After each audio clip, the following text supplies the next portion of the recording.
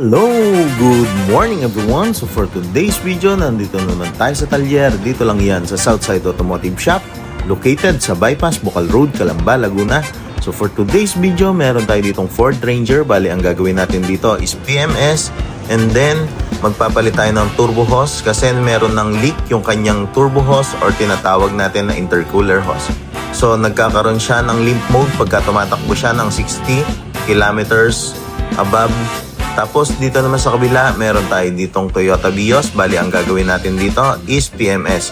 Bali, change oil, palit tayo ng kanyang filters, air filter, cabin filter, at saka yung kanyang mga oil filter. Tapos brake cleaning na rin. Tapos nagdala na rin si client ng oil para ipa-flashing daw muna natin ng using regular or mineral oil, and then i-drain ulit natin after 5 to 15 minutes.